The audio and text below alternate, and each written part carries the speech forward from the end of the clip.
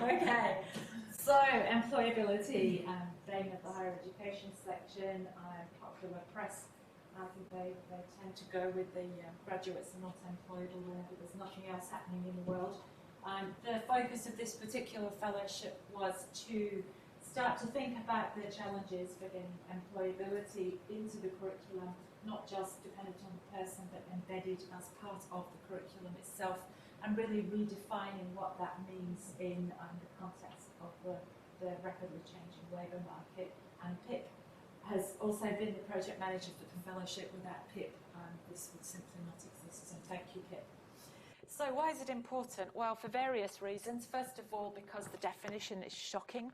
We're still thinking about main employment last week when we talked to graduates. In the UK, they've just adopted the GOS, the first data collection's about to start, and they're still recording main occupation last week. So we're still thinking about a single employment, a traditional employment contract, and as we were discussing this morning, that's simply no longer the case. So it's not the same as employment. It's not a process that stops at graduation. In fact, it's a process that continues for as long as we breathe. It's not a single job, and will is not the solution. It's simply a tool, a very useful tool that we can use to develop employability. So this is the definition I use: the ability to find, create, and sustain meaningful work across the career lifespan. And that takes into account the fact that people may change roles because they're ready for a change, and they may experience enforced transitions, and of course their psychological, emotional needs will be very different. Myth to bust that Australian graduates are less employable than ever before. The newspapers love this. It's simply not true. In fact, graduate employment goes more or less directly in line with GDP. You can see the global financial crisis there at 2009 and the delayed response to that in terms of graduate employability. Given that we have so many more graduates than we ever had before, and given the state of the labour market, that's quite astonishing. Another one to share with students is the popular press and indeed my university's website type of rhetoric that some disciplines are way better in employment outcomes than others. Employment outcomes, not employability. I did a music degree to start with, and I know there are people here who studied biological sciences. Now, in terms of full-time work, that doesn't look like a good idea at all. But when we add part-time and casual outcomes, we see a really different picture. And these are gettable from the GOS data. So that's why it's important. The third point I want to make is that we have to position ourselves for the future in terms of performance-based funding, which is coming, no matter which government we have from mid-next year. And in whatever form it takes, it will still be very much dependent on the graduates' assumption or graduates' report of how well they were prepared for their graduate careers. We know that those are going to be at least 3 of the questions in there, and we will be brought into account. So the average university stands to lose anywhere between $10 and $15 million in base funding if our graduates don't report that we were doing this job well. That's good leverage when you're trying to sell this stuff to higher education institutions. So what I've been working with is employability thinking, always putting the word thinking, because this is a metacognitive act. It isn't about skills. It isn't about resumes. Of course, skills and resumes are important, but how do we know what things to put in a resume? How do we know which things to highlight in a cover letter? Well, we don't unless we understand ourselves, why we're here, what we can add that unique, what's happening in the labour market, and what values we might place on the work we choose to do. So it's a metacognitive act. Employability thinking engages students in their cognitive and social development as capable and informed individuals, professionals, and social citizens. This is a much better way to sell employability to academics and to higher education institutions than talking about skills. This is what higher education is for, and I think this is how we can get it to the core of education. Now, practical terms. It all sounds lovely, but let's face it, anything new that happens in higher education, the three challenges for academic staff are lack of time, lack of resources, and lack of expertise. So really the last 3 years has been focused on how we might overcome those three things.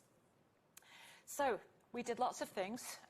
We have developed a social cognitive model of employability, which works on a self-report system.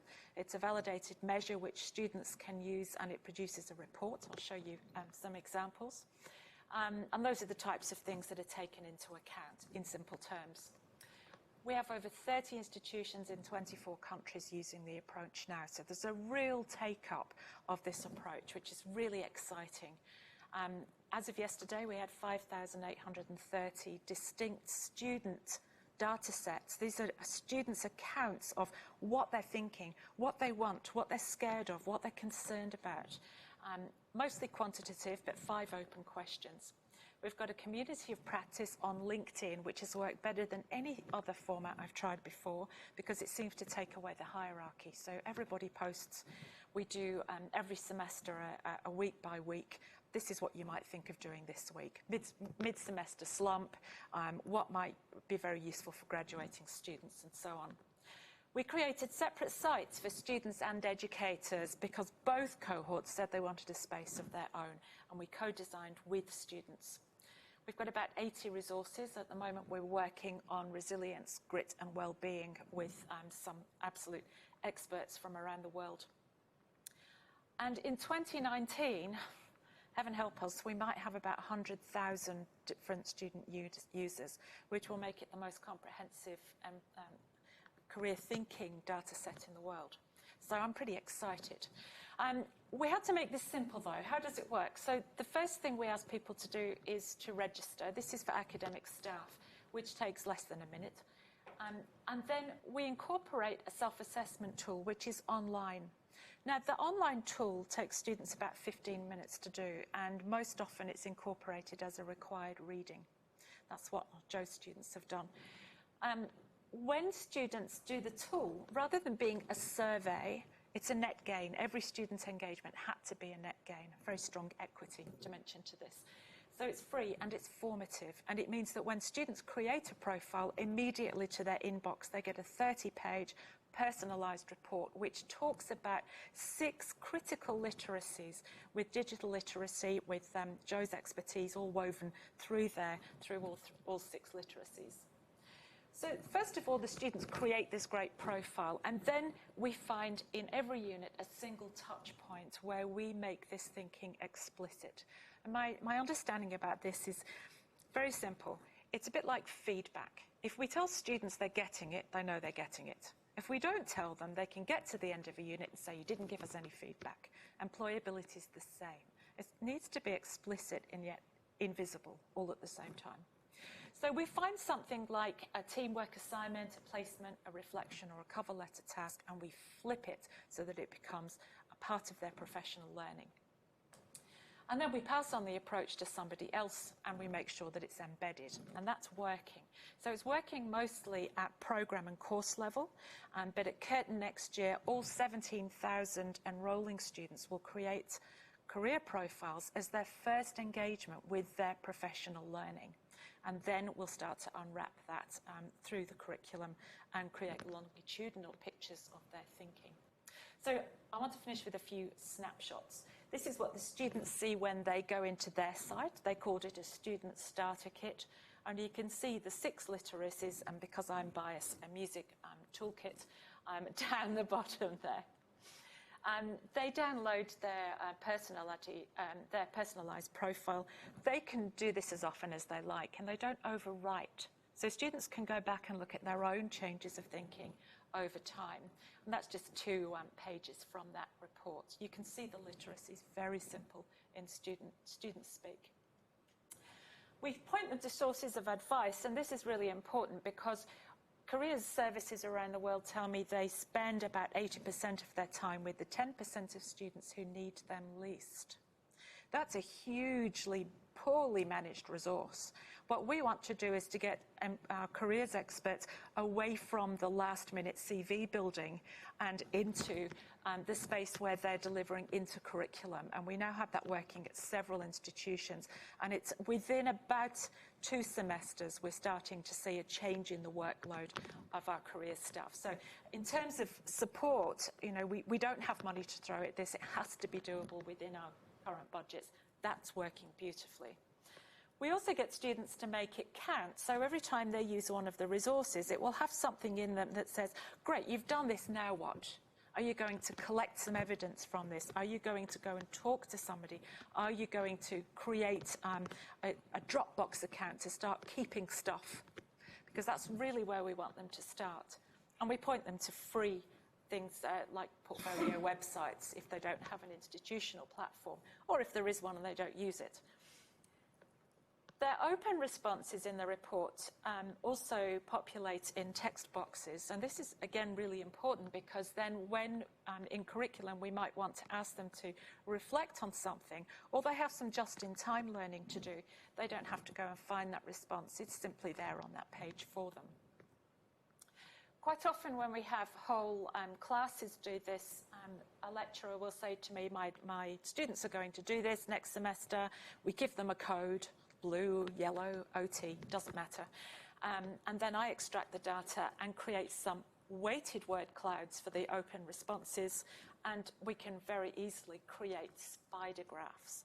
We use spider graphs because employability can't have a score.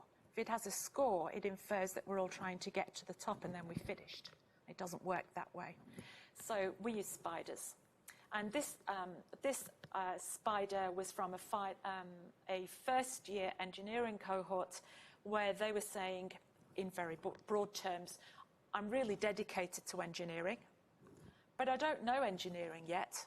My engineering's knowledge, skills, and practices haven't been developed because I've just got here. I'm in first year, first semester. Obviously, there's more to it than that, but gives you a broad picture. So, a couple of snapshots on how it works in curriculum. Here are some first-year planning students.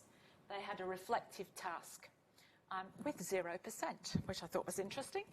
But that's how the unit had evolved. At least we know they're reflecting.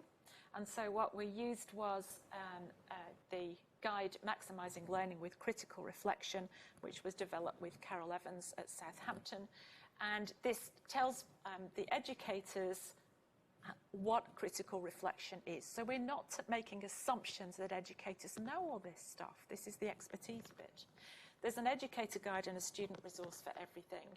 So there's the student resource, and the first thing it says is, should I use this? Yes. Why? We're explaining it. This is how it works in the real world. This is why it's a useful thing to know. And in this particular resource, we have 6 of the most common critical reflection templates, often from different disciplines, and they've been redone, redesigned so that they take a professional learning perspective. There's one of them, Smith's Reflection on Action. Here's another example. I just put 2 in today, but there's lots on the website. Second and third year music students, and somebody said to me, we don't do anything employability-wise in this, and I have no time. So we had a look, and the students were going on a site visit to a city recital hall to visit with the CEO. So I said, well, why are you doing that? Well, because then they're out in industry. What do they ask? Oh, they're hopeless. They never prepare. Okay, so what we used was one of the student resources, which has a ticket on the bottom. And we asked the students to come up with 3 of the things that they really wanted to know from that site visit. And until they got that ticket, they couldn't get in. And I've used that for guest lectures. It works beautifully. And that's, again, just flipping an existing activity out to the outside. And that same one, just to prove that there were points in there, they had a group assignment. We know how much students love team-based assignments. And so we used the resource creating a high-achieving group. And so when the students were asked to get into their groups for their assignment, or they were assigned groups, we asked them to use that template, which gets them to think about their own strengths, the strengths of their peers. And we also put up a problem-solving one onto Blackboard, just in case any of them had any problems.